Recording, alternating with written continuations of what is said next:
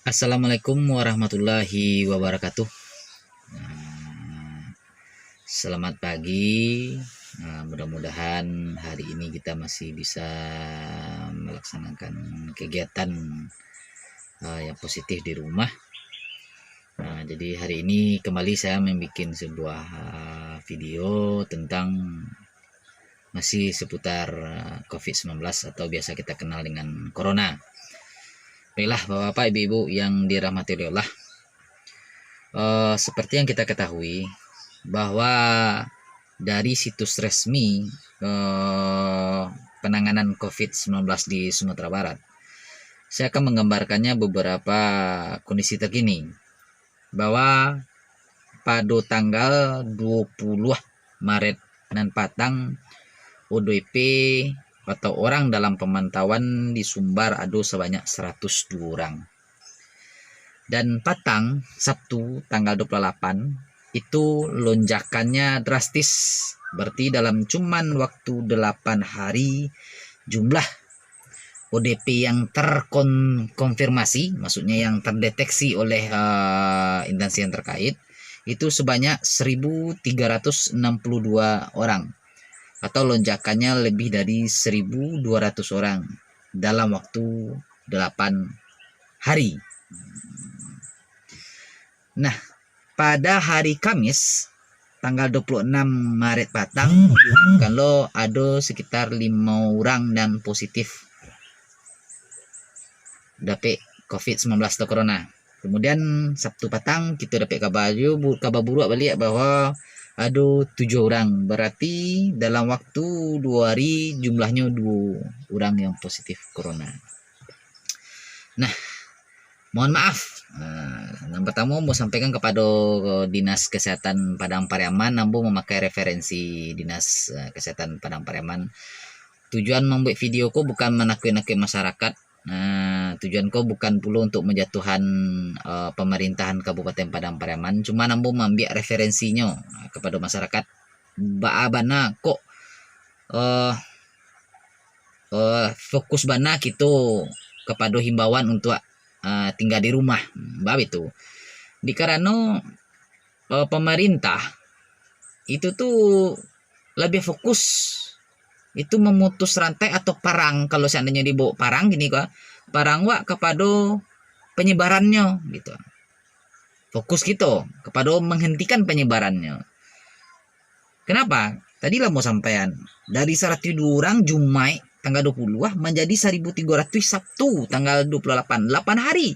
8 hari waktunya lonjakannya lebih dari 1.200 orang yang dalam ODP. Itu baru sekali lagi disampaikan dan lagi terkonfirmasi.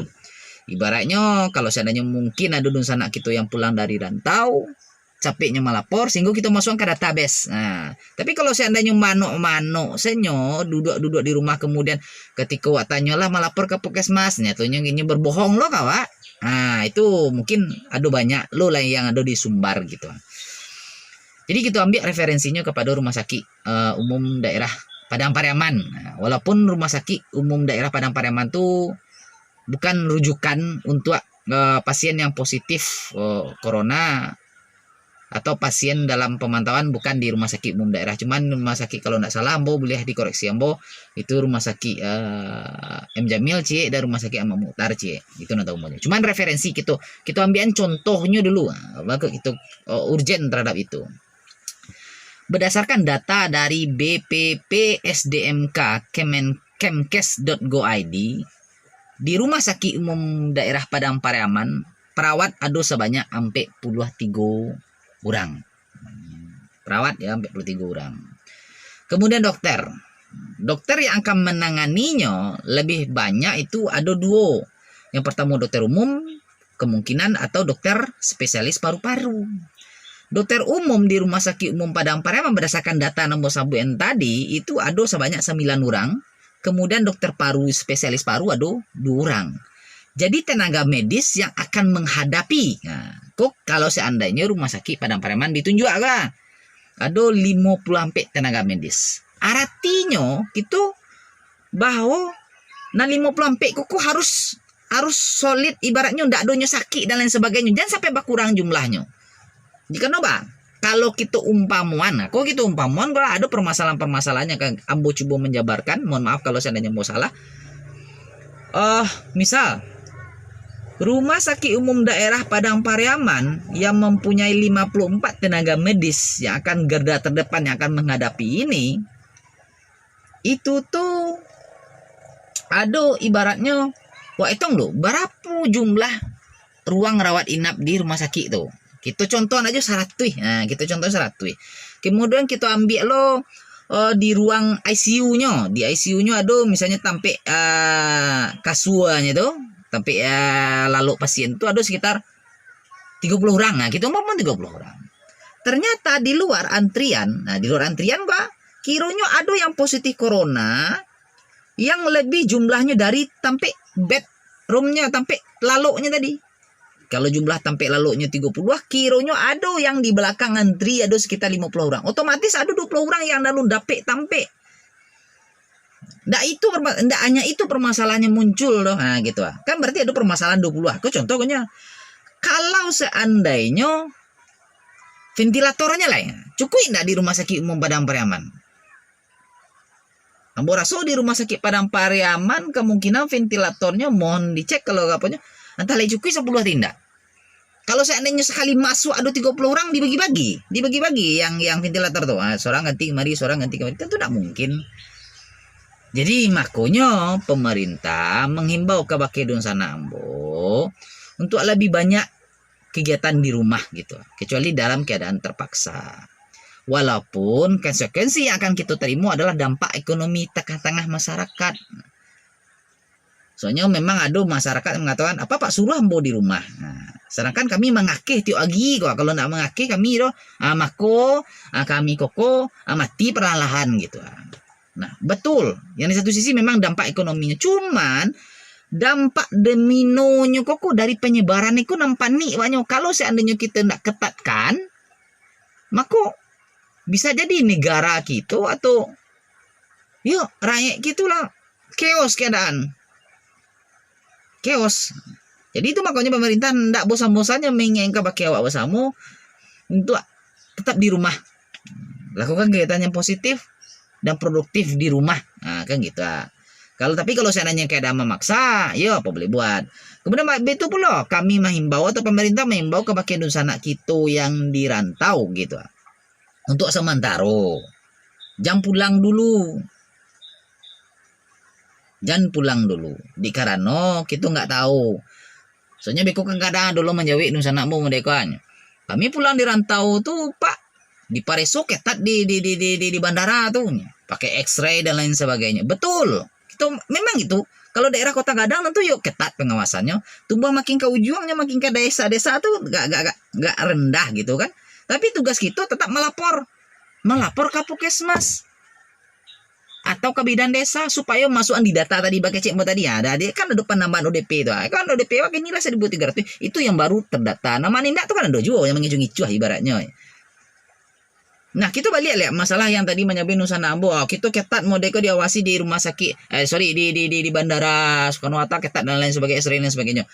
Kita balik yang masalah kejadian di Bukit Tinggi Kepatang. Salah satu pasien di Bukit Tinggi itu tuh yang karena positif itu istrinya, bukan apa yang pulang dari Malaysia.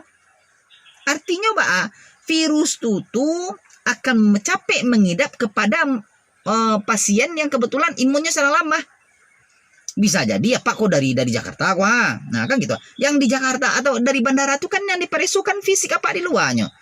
Nah batuinya kalau untuk meresop positif atau negatifnya corona itu adalah lakukannya swab test. Nah, gitu dikorek dalam muncul ada alatnya itu dikorek dalam baru nampak hasilnya tuh. Itu yang nampaknya rancaknya. Kalau dicari hanya X-ray kemudian suhu tubuh enggak terdeteksi. Contohnya Pak yang pulang dari Malaysia yang Bukit Tinggi. Nah kan Pak, bininya kan nanya kan, bininya Pak enggak pergi ke Malaysia doh. Nah, itu membuktikan. Nah, jadi yang mengharapkan sekali lembu meminta kepada masyarakat untuk lebih peduli kepada lingkungan kita sekitar, ke dusanak-dusanak gitu. Nah, jadi yang mengharapkan nang kemudian kepada dusanak gitu yang salah nalah pulang ini nalah pulang dari rantau, tolonglah isolasi diri. Jangan wak pulang dari rantau kemudian wak pai lo ke rumah hinyak wak bersilaturahim, pai lo ke rumah doang wak bersilaturahim, pai rumah di apa wak. Jangan. Isolasi diri dulu selama sampai balik hari. Lebih baik wak di rumah dulu. Ibaratnya bagi saya mau bayangkan tadi, beko panik orang di rumah sakit lah, makin banyak itu. Proses itu makin banyak. Apalagi di Indonesia kini yang positif corona lebih dari 1.000. Bayangkan dari tanggal 2 Februari ya kalau tidak salah, pada awal Februari kalau tidak salah yang disampaikan, bulan Maret, lupa tanggalnya, itu bulan Maret tidak salah tuh, itu disampaikan, itu 2 positif, nyatonya kini lah mulai akhir Maret, itulah lebih dari 1.000 orang di Indonesia. Jadi tidak tutup kemungkinan itu makin banyak, panjang lagi prosesnya. Dan itu tidak akan bisa kita hentikan kalau seandainya kita tidak sama-sama berpartisipasi, baik itu kita tingkatkan physical distancing atau social distancing. Tapi sekali lagi imbasnya tentu kepada ekonomi masyarakat itu sendiri.